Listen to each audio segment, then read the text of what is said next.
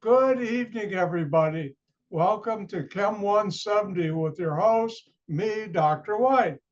All right, this Thursday, I'll be giving test number 1.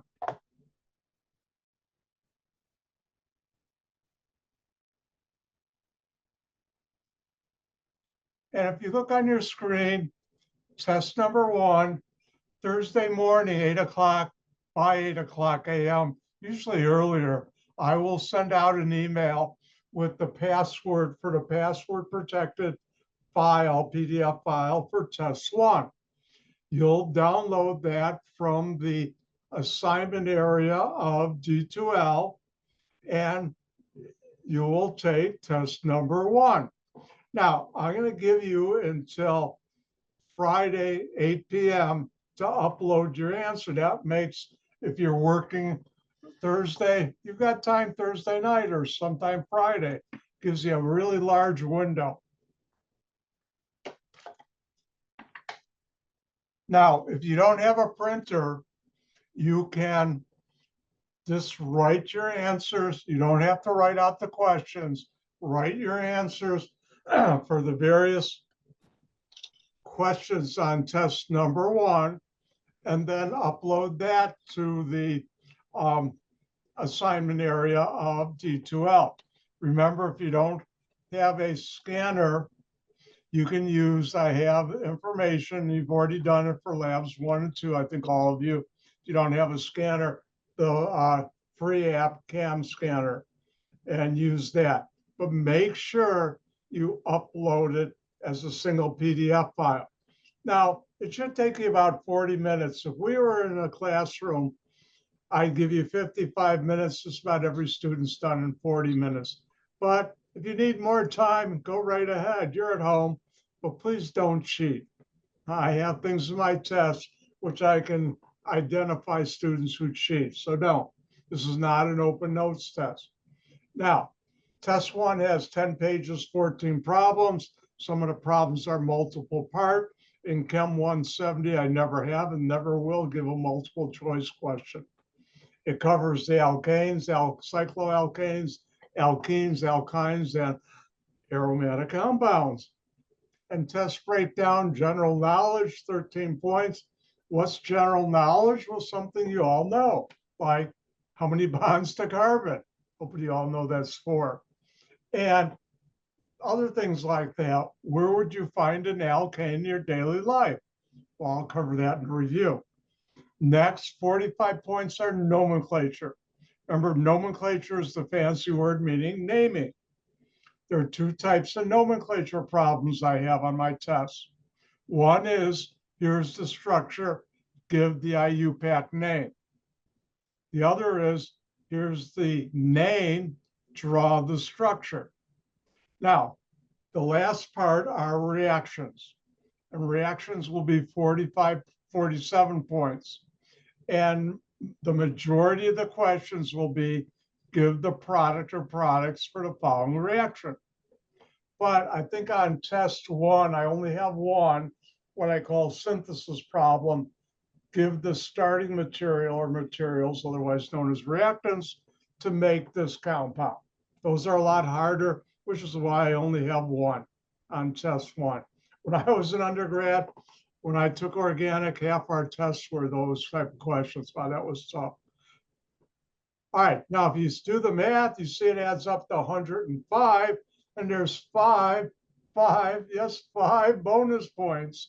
So, and if you have any questions, email me. I'll be checking my email just about every 2 hours on Thursday and most of Friday too. All right. And by the way, this whole page is on the announcement area of D2L, and you also should have gotten an email. I hope you're all checking your email daily. Now, before I go into the review, one important thing, and I'll put out probably tomorrow an email, and that is tomorrow is June 19th, which I hope I pronounced it correctly, is a federal holiday called June 19th or something like that. And it's an important holiday. And that means ZCC is technically closed. And that would mean I wouldn't have office hours. But because we're having a test on what Thursday, don't tell anybody, but I'll have my office hour tomorrow night. So if you have any last minute questions, come on by. All right, let's start the review for test number 1. Now I will mention, since once in a while Dr. White makes mistakes, if I didn't cover it in a review, it still could be on the test. However, listen carefully. Every question, the concept behind every question on test 1, I've covered at least twice, probably a lot more, in the videos that you should have watched for the material covered for test 1. Again, every concept on for every question on test 1, and same for all my tests. I'm not one of those say, oh, you should have learned it on, nope. If it's going to be on my test, I'm going to have taught it to you, and I'm going to cover it at least twice, usually 3, 4, or 5 times. All right, let's get going.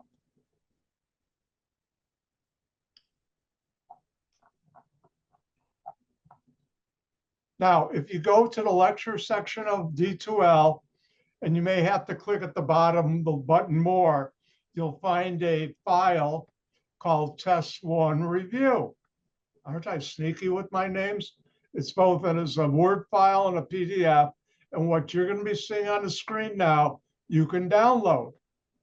All right, let's start out. I started talking about hydrocarbons. You should know a hydrocarbon is a molecule with only carbon and hydrogen atoms. And again, everything you see on the screen is in a file you can download from, or it's actually 2 separate files. One's Microsoft Word, the other's PDF in D2L. All right, now there are 2 types of hydrocarbons that you should know. And these are some of the important definitions this semester I would like you to know. And first one is saturated hydrocarbon. Well, it's a hydrocarbon, so that's a molecule with only carbon and hydrogen atoms.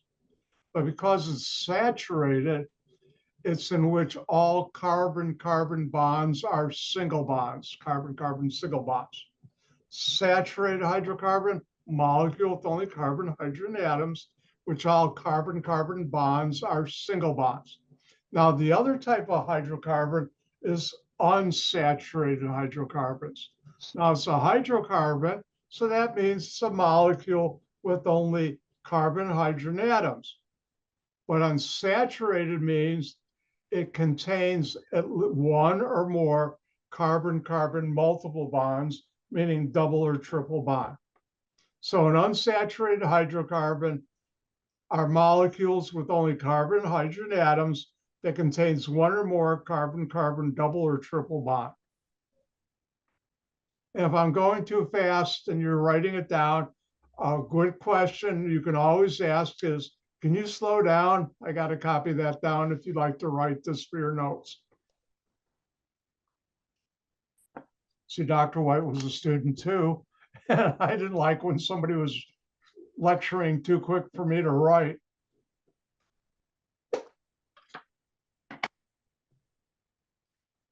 All right, now I'll never ask on the test, but you should know the alkanes are acyclic saturated hydrocarbons, and the cycloalkanes, and that should be, oops, mistake, cyclic hydrocarbons.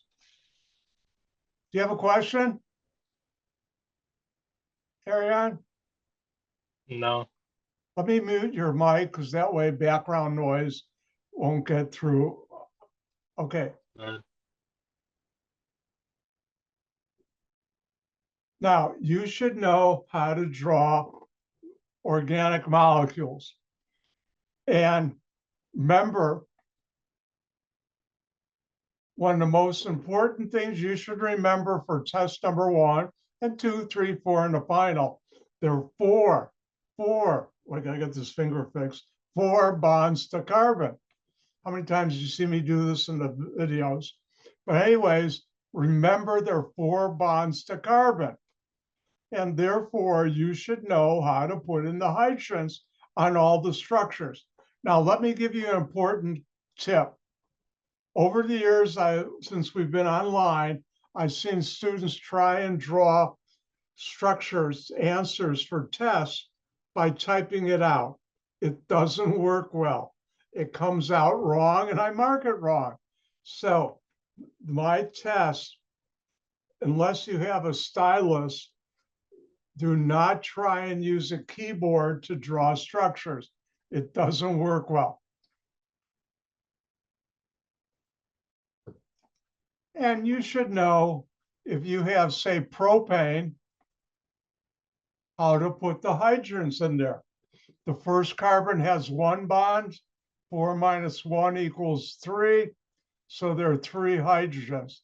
The middle carbon has 2 bonds to it, but there's always 4 bonds to carbon. 4 minus 2 is 2. Isn't the math hard in my class? And so it has 2 hydrogens, and this last carbon has 1 bond to carbon. There should be 4 bonds. 4 minus 1 is 3. And for rings, if you have 6 carbons in a ring, each bend in a line is a carbon. 1, 2, 3, 4, 5, 6. And you don't show hydrogens in rings for the line method.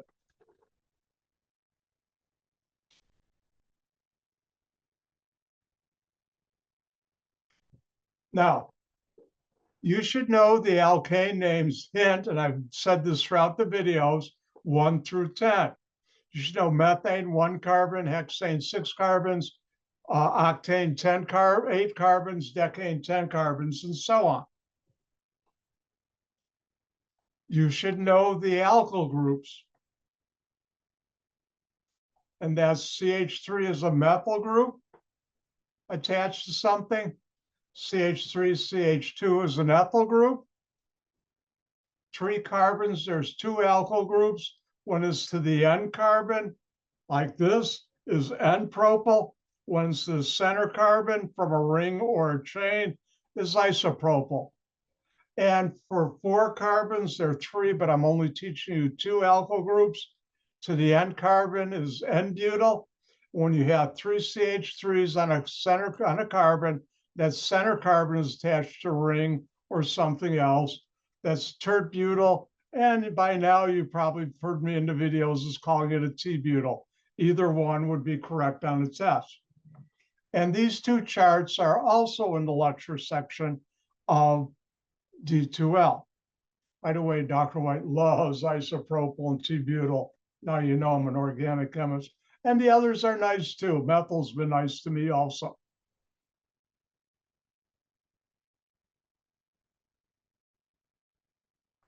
Now, hopefully by now you've done the practice problems and you should be able to find out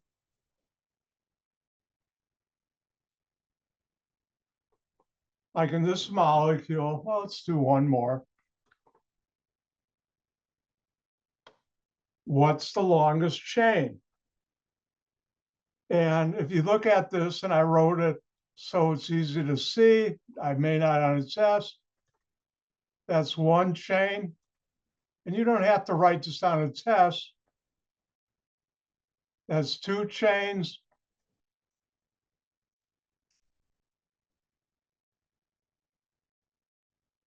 And that's 3 chains. And if you notice, the longest chain is 6. And hopefully you know the numbers 1 through 10, which is smaller and larger than the others. So the longest chain is this, 6, and we'd call that hexane. And let me put in some hydrogens.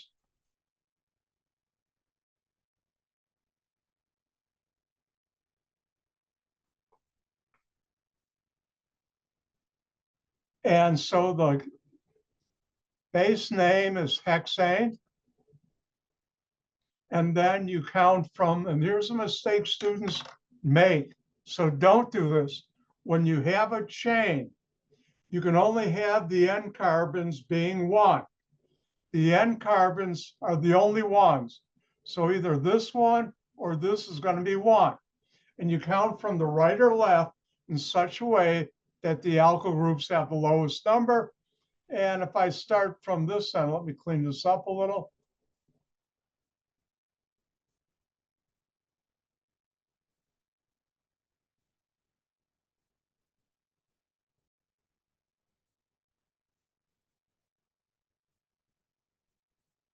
If I start from the left, go right, the methyl group is on carbon 3. If I start from the right, go left, it's on 4. You always give the alkyl groups the lowest numbers. So this would be 3-methyl hexane. Now, important thing, this is a ring. How many carbons? 1, 2, 3, 4, 5, 6. That's hexane, 6 carbons. But because it's a ring, it's cyclohexane. Don't forget to put the cyclo prefix for a ring.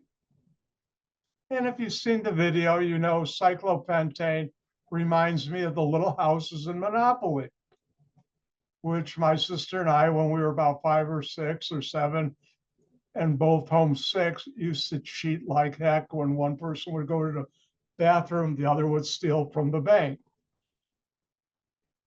Oops, I gave away a secret. All right. Now, real world uses of alkanes, hint, common knowledge. You can find it in natural gas, methane, the propane for your barbecue. Oh, Vaseline. Gasoline, Vaseline, baby oil, and candles all have alkanes in them. Now, the only reaction I asked you to learn for this chapter or this test for this alkanes was if you take an alkane or cycloalkane, react it with oxygen, you get CO2, water, and heat. Now, when I ask for give the products, meaning chemicals, you don't have to put down heat, you want to, and hopefully you've been learning your general reactions.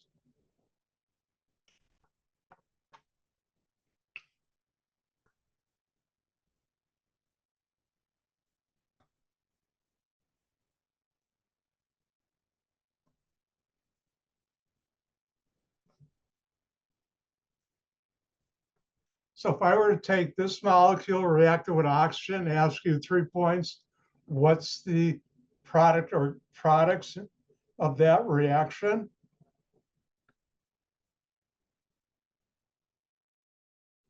The answer would be, well, this is an alkane or cycloalkane plus oxygen, and I know I'll get CO2 plus water.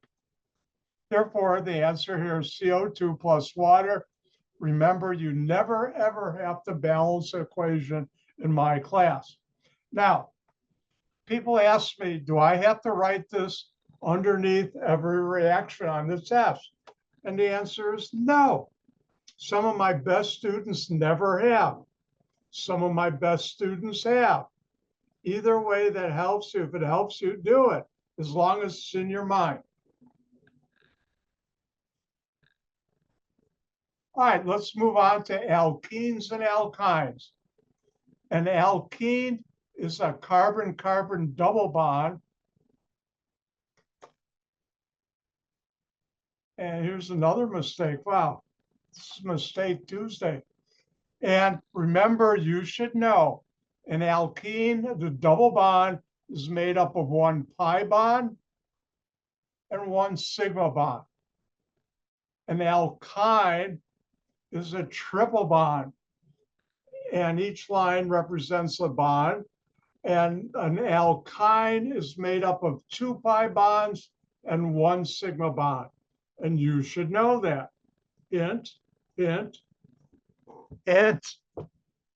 Don't you like it when I'm subtle? All right, for nomenclature, alkene, you name the longest chain or ring that has the double bond and is an alkane. You drop the ane ending and put in ene. You need a number for cyclic plus whether it's cis or trans.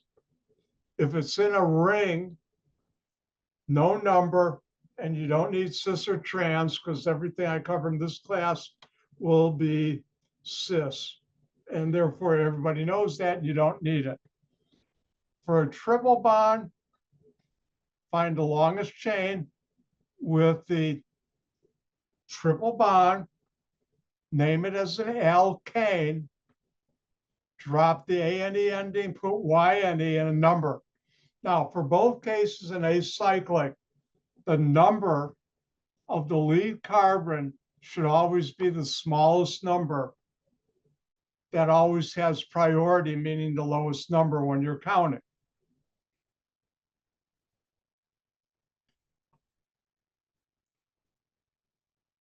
And in a ring, the carbons of a double bond, one is 1 and one will always be 2.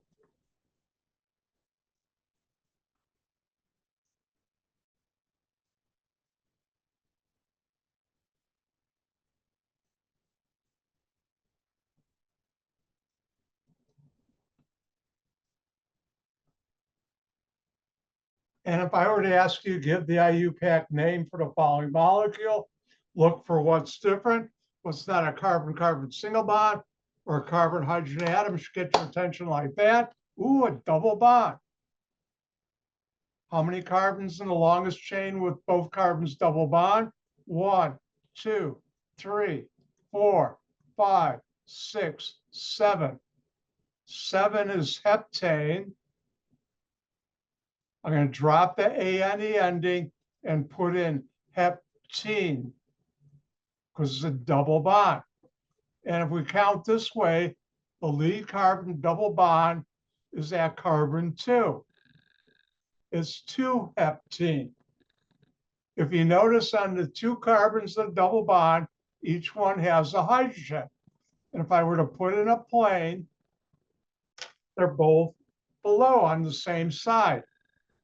And remember,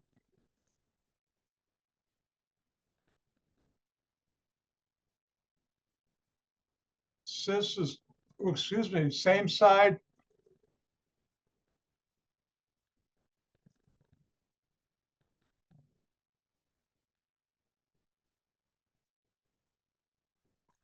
Trans is opposite. So this would be cis 2-heptene. Are we done? No, we have our old friend, the methyl group there. And what carbon is it on? 1, 2, 3, 4, 5, 6. So 6-methyl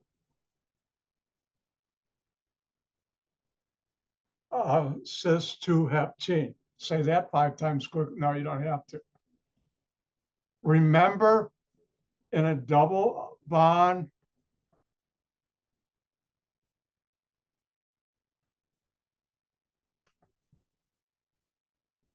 in a ring, there are 5 carbons, pentane.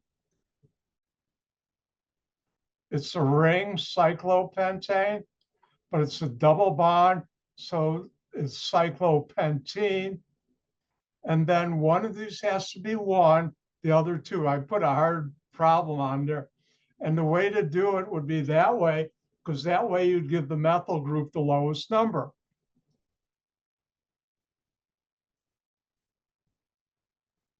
Don't forget, I could write down a test, draw the structure for 6-methyl cis 2-heptene. And how would you do that? You'd start from the right and move left. ene ending, double bond. That were ane heptane, 7 carbons. Where does the double bond start? Carbon 2 is cis, and carbon 6 is a methyl group, and you would draw that.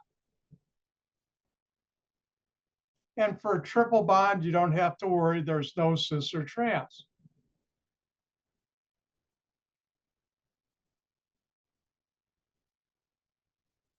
Now, reactions. You look for the functional group, and that's the only thing that changes in a molecule. Time out for important public announcement from the management, me.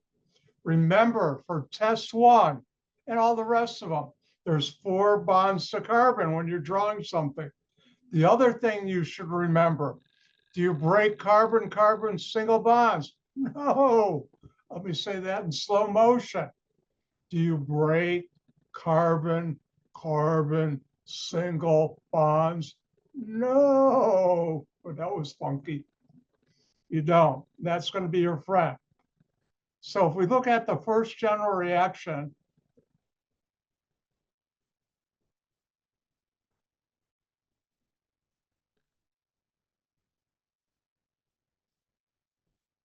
double bond plus hydrogen and a catalyst, where the catalyst can be nickel, platinum, or palladium. You break the pi bond, not the sigma, and each carbon of the double bond gets a hydrogen. And what that means is, I have this molecule,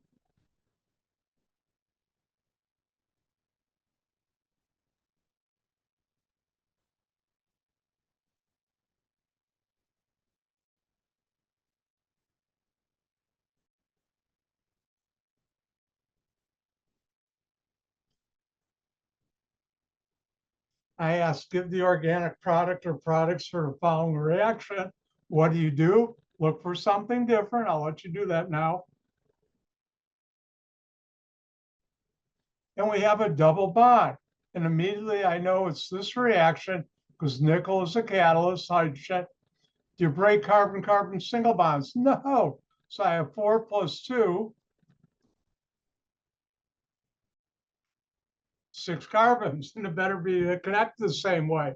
But I broke the pi bond between these 2 carbons, and each carbon gets a hydrogen.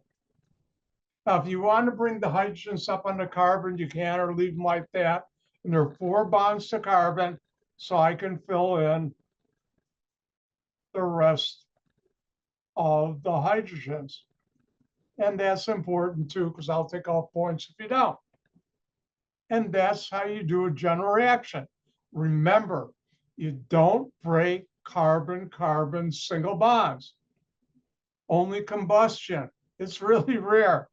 And since I've been telling students that, I only think it was by the second test of the first year I taught, because people were doing the weirdest things, scores started going up big time. Everybody have this copy down, or should I wait? Give me a thumbs up if you're done copying.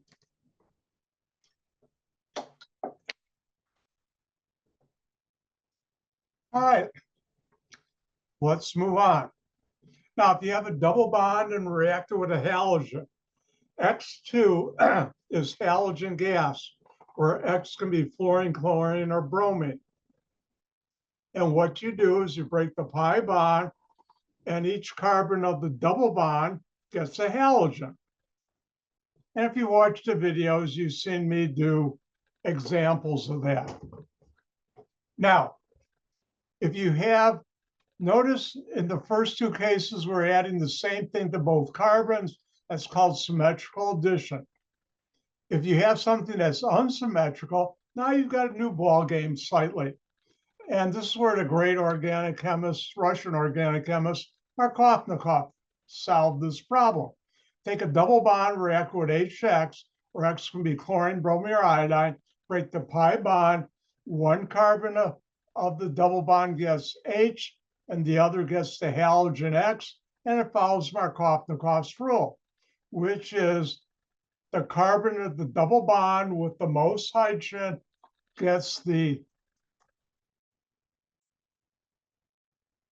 H, and the other carbon gets the halogen. Now, if I were to ask you, give the organic product or products to the following reaction, what do? Well, you look for what's different. What's not carbon, what's not hydrogen. Ooh, I don't know if I've done this too for a while. should get your attention like this. They get your attention. And we have a double bond reacting with HX. Remember, X can be chlorine, which it is in our case, bromine, or iodine. Remember, this has a pi bond and a sigma bond. You break the pi bond, one carbon gets H, the other gets X, and it follows Markov-Nikov's rule. The carbon of the double bond that has the most hydrogen gets the H, the other has the halogen, gets the halogen. Now, do you break carbon-carbon single bonds? No. So I start with 3, I better end up with 3. Here are my 2 carbons of the double bond. This has 2 hydrogens, this has 1. It's hard math time. Which is the greater number? And time's up. Hopefully all pick 2. And that means the hydrogen will go here, following Markov-Nikov's rule, and the halogen will go there, following Markov-Nikov's rule. In this case, it's a chlorine. Chlorine counts as 1 bond to carbon, and now you know how to put in the rest of the hydrogens. And that's Markov-Nikov's rule. Everybody got it? Give me a thumbs up if you're done. And if you notice in some of the video, I do that also because I want my students to have time to copy down things they want to copy down. All right, now you can also react the double bond with H+. H+ is an organic chemist way of putting any acid catalyst. A catalyst is a compound you add that makes the reaction go quicker, but is not consumed. I'll talk a little, not that much, but later on. Do you know all your enzymes are catalysts? Most of them are acid catalysts, very fancy ones. But anyways, that's not in this class. Now, if you take acid plus water, hopefully you all know water is H2O, and you react it with a double bond, think of water as H and OH. You break the pi bond, 1 carbon double bond gets H, the other gets OH, which you'll learn later on is called the hydroxyl group. And here it follows Markov-Nikov's rule. The carbon with the more hydrogens in the double bond gets the H, the other gets the OH.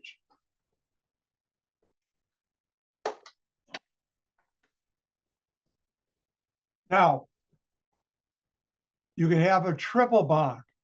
A triple bond has 2 pi bonds and 1 sigma bond.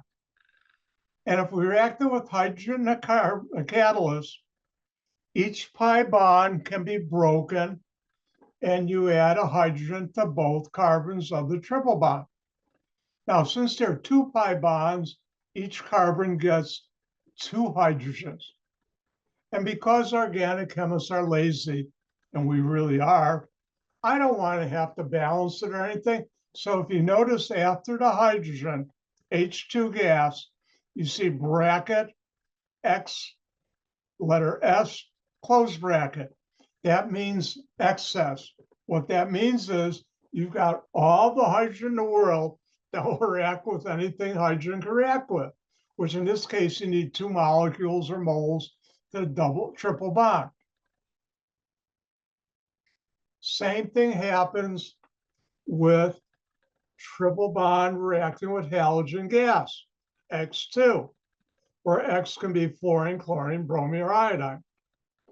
Here again, you have 2 pi bonds, and each pi bond, when it's broken, each carbon of the triple bond will get a halogen X. Since there are 2 of them, each carbon gets 2 halogens. And if you remember years ago, tetrahalogen or polyhalogenated compounds were used as fire retardants. There's nothing that can make anything flame-proof. If it can burn, it gets hot enough, it will burn, but you can retard it. And here again, we use the letters XS.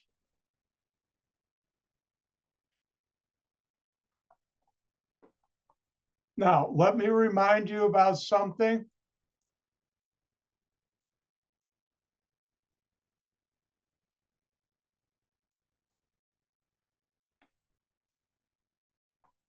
If you have a double bond separated by one or more carbons, each one of those reacts like it's alone.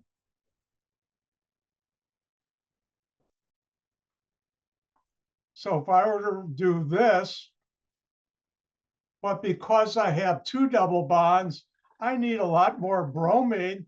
So I'll do this. And if you look at here, we have not only one, but two double bonds. And they react like they were alone. So if I have a double bond, a reactor with halogen gas, remember X here can be fluorine, chlorine, bromine, or iodine. Each carbon gets a halogen. Now, do you break carbon-carbon single bonds? No. And I keep on saying that. Hopefully you're not having nightmares hearing me say, no, don't break the bond. Well, maybe it would be good for you, not a nightmare. But anyways, I have 1, 2, 3, 4, 5 carbons. I better end up with 5 carbons. 1, 2, 3, 4. Now, these first 2 carbons, I broke the pi bond, and each one gets a halogen. These last 2 carbons of the double bond, I broke the pi bond, and each one gets a halogen. And there are 4 bonds to carbon, so I know how to put in my hydrogens. Hopefully you do too. And that's how you deal with reactions when there's more than one double bond in a molecule and separated by one or more carbons. Now, if it wasn't separated, that's a whole different ball game. And I teach that in a 2-semester, not a 1-semester course, because it gets really interesting and complex.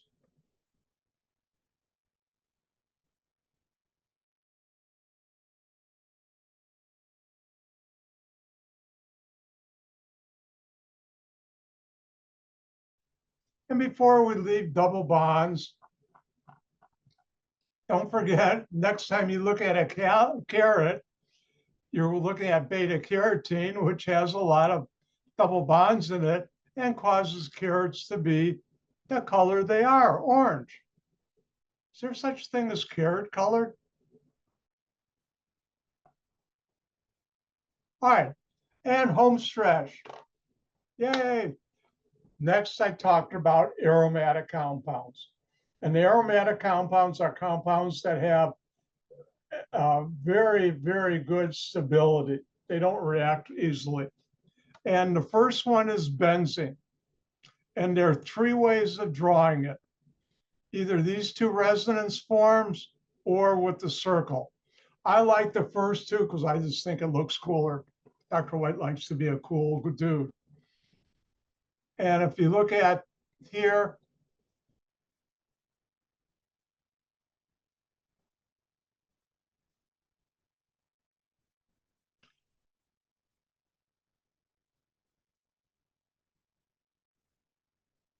I should have had a circle there.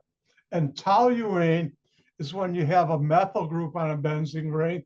These are ancient names that have been around for eons. And IUPAC in their infinite wisdom, and I mean this honestly, said, we're not going to change these chemists. We'll just call it benzene and toluene. Now, here's something important. Not me. Get the right.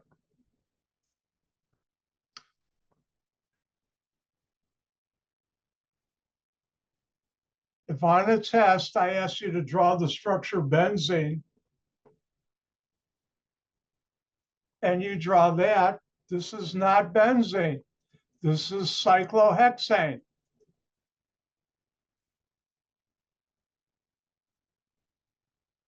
For benzene, you have to either have the double bonds, and there are 3 of them that are conjugated, alternating single, double, single, double, single, double, or the circle. If you don't do this or this, it's cyclohexane, and I'll mark it wrong. I had a student, when they were drawing structures, forgot to put the circle or the bonds in, and that student lost, I think, 12 points. Oh, is she upset? And she learned her lesson. Be careful in my class. It's important to look at what you're writing down.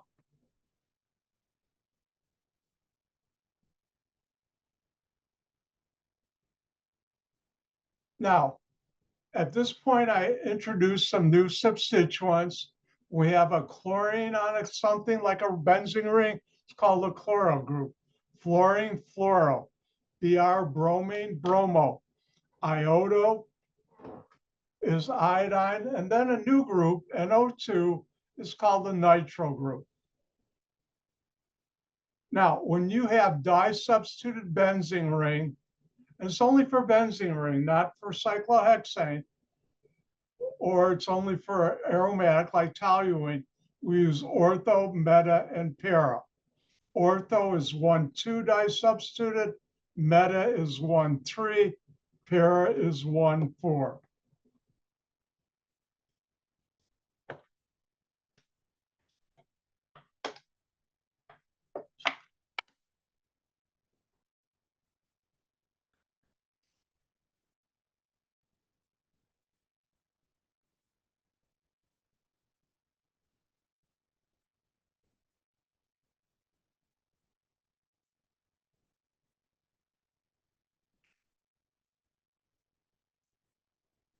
And if I were to ask what's the IUPAC name for this, we got a benzene ring, so the root name is benzene. Notice I have a chlorine here and a chlorine. When you have two of the same group as di, 3 is tri.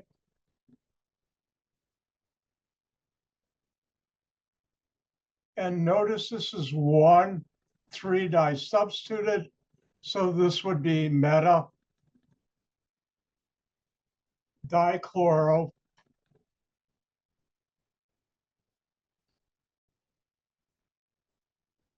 benzene. In case you missed it,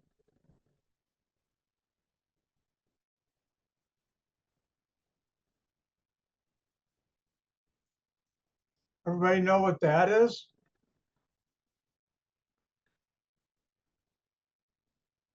It's paramedic.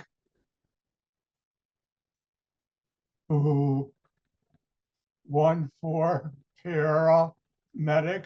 Never mind.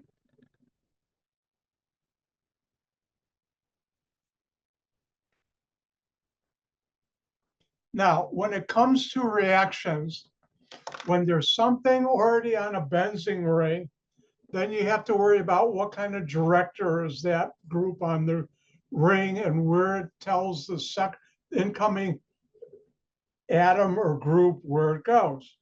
I don't teach that in this class. So that cuts down the number of reactions you have to know. First of all, if you have a benzene ring reacting with halogen gas, in real life, it's usually chlorine or bromine, and you need a catalyst, ferric tribromo halide, you replace one of the hydrogens with the halogen.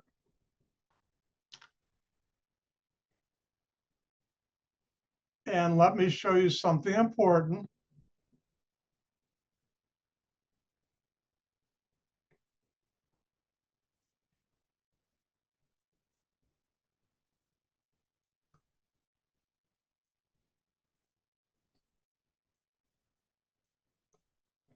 And the question would be, what's the organic product or products are the following? And you say, oh, I've got a benzene ring. I'm reacting with halogen gas. Ooh, ferric trihalide, where X can be chlorine or bromine in real life. And you replace one of the hydrogens, and that's the importance of aromatic compounds. You don't break those double bonds. They're very hard to do that because you lose a lot of stability. And you will replace one of the halogens, hydrogens with a halogen. So in this case, X is chlorine, and you'd make chlorobenzene. Now, watch very closely. The following is wrong, and I give 0 points. I see students do this. And they come to me, oh, Dr. White, can't I get any partial credit? I say, no, that's chlorocyclohexane. The product should be chlorobenzene. You forgot the double bonds or circle here. This is wrong because this is chlorocyclohexane. And that's where that student lost a lot of points. They forgot to do this or the circle. Make sure you put these in here. Otherwise, if they're not, that's not a benzene ring. This is a cyclohexane ring. So be sure to put the bonds inside of a ring when you have a reaction with benzene. Now, since I'm not going to use any directors, there are only 2 reactions I can ask on a test number 1 for this reaction, for X is chlorine or bromine. Let's continue on. Next one, if you take a benzene ring and react it with HNO3, nitric acid, and sulfuric acid, that makes the nitronium ion, which hopefully you learned from one of the labs, and that replaces one of the hydrogens with an NO2 group, nitro. Remember, even though this is HNO3 here, this is NO2. You put a 3 there, I'll mark it wrong. And that's the only reaction I can put on test 1 with that, because we're not doing directors. Next one. You take a benzene ring, react it with SO3, sulfur trioxide and sulfuric acid. You put on a sulfonic acid group, SO3H, on the benzene ring. And later in the semester, that reaction to make sulfonic acid led to the main molecule in your laundry detergents. But you didn't think I'd get into laundry detergents in this class. Well, we will. And a lot of other things you won't even think I'd get into, and I do. And that's the only reaction I can ask on test number 1. And finally, the last one, very special one, because you can make something very rare, a carbon-carbon single bond. And this is Friedel-Crafts alkylation. If you take a benzene ring and react it with an alkyl halide, remember R is anything with carbon and hydrogens, X is a halogen, chlorine or bromine, and you need the catalyst aluminum trihalide. You put the alkyl group on the benzene ring. The bond from the ring to R is to the carbon in the R group that had the halogen bonded to it. Remember, X to halogen. You know something? I haven't had you have some fun all evening. I better let you have some fun.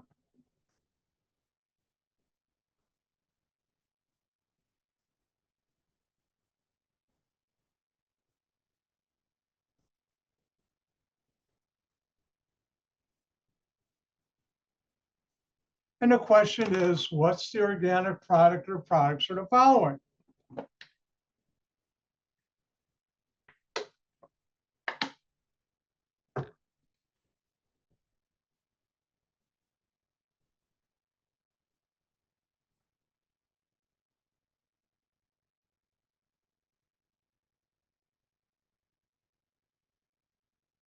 And when you're done, give me a thumbs up. If you don't have your camera on, use the emoji.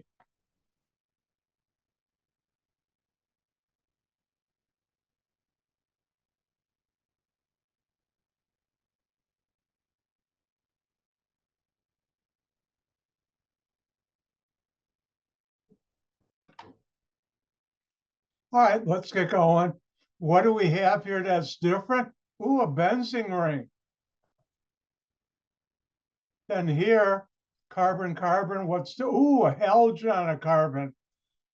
That's an alkyl halide. where this is my R group. Oh, we have a catalyst too, where X could be chlorine or bromine. And what you do is you replace, don't forget to put the bonds in there, one of the hydrogens with the R group. So I'm going to have my benzene ring. My R group is 3 carbons. Now this bond goes to the carbon in the R group that had the halogen. This carbon, do we break carbon-carbon single bonds? No. So I'm going to have 3.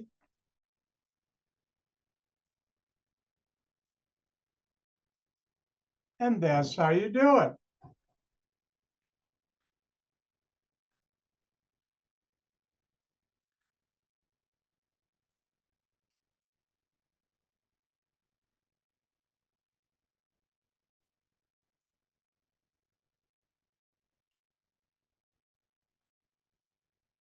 And here's one more for you to have fun. Boy, am I nice sharing all the fun. Shut up, Dr. White. Okay.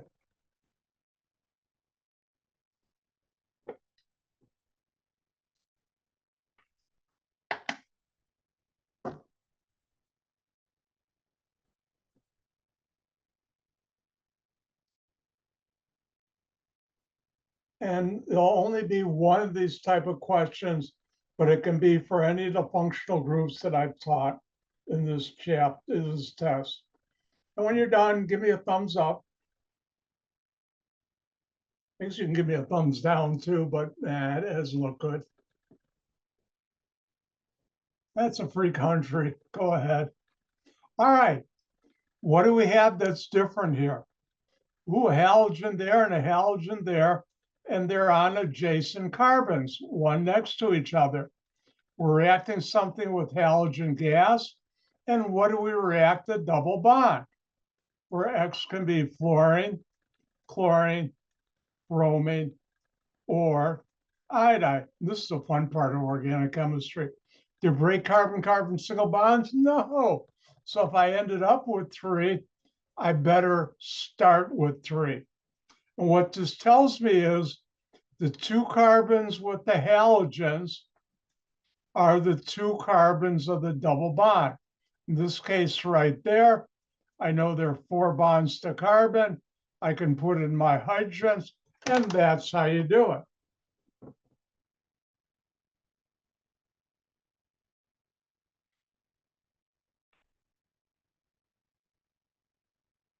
And with that, I'm done.